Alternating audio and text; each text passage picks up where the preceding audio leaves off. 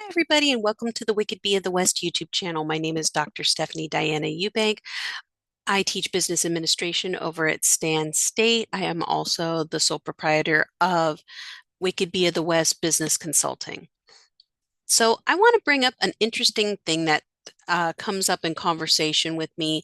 I personally have worked remotely for well over 13 years now, including remote and hybrid modalities.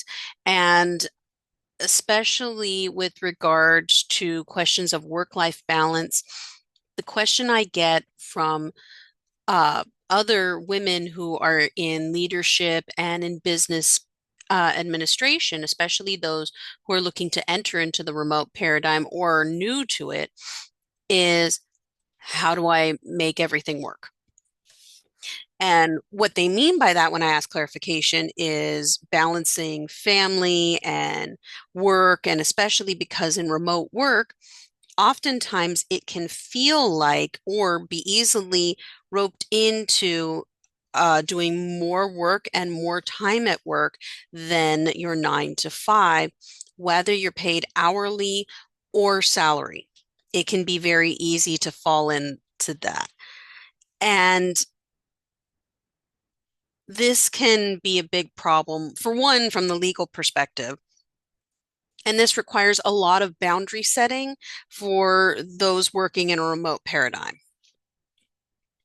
But I've also found great tips and tricks as far as being able to address a lot of the issues that happen in remote work, as far as work-life balance, such as, again, setting boundaries, especially with my ADHD, setting specific timers on my phone so I remember when to take my break, when to take my lunch break, uh, when I need to start planning for my next meetings, making sure that I'm keeping my Google Calendar up to date. Also, sharing my Google Calendar with my husband's and him sharing his with me has also been a great way for the both of us to be able to coordinate properly and make sure to plan lunch together so that way we have regular date times.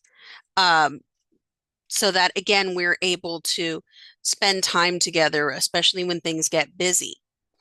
It's also a great tool for balancing, especially right now in the holidays.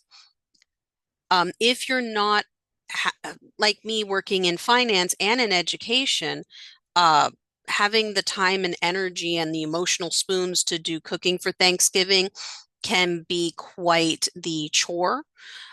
This year, we're trying something new and working with uh, the barbecue pit here in Merced, where they do catering for Thanksgiving.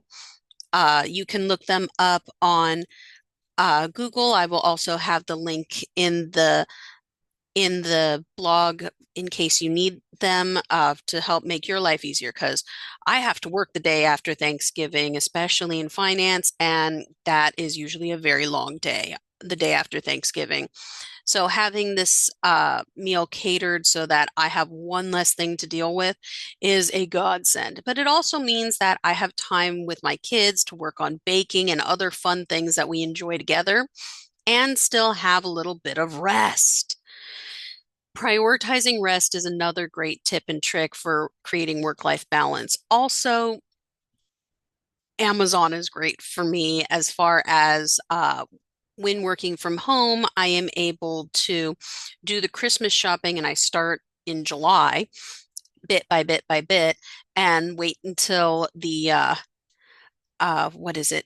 The Cyber Monday and the Prime days to enhance my savings, but also Amazon, especially this time of the year, has gift wrapping. So I just have to mark the item as a gift and they wrap everything for me so that, again, one less thing for me to worry about. And I save things throughout the year that I see and save to my lists so that I can sit and plan what to get my kids throughout the year. So it's a great way for me to be able to balance all the holiday chaos and miracle that moms and families put on for their children and be able to balance my work and career without giving myself more gray hairs. So that's all I have today as far as tips and tricks with regards to remote work. If you like this content, please be sure to click that like and subscribe button. And remember, as always, remote work, it's here to stay.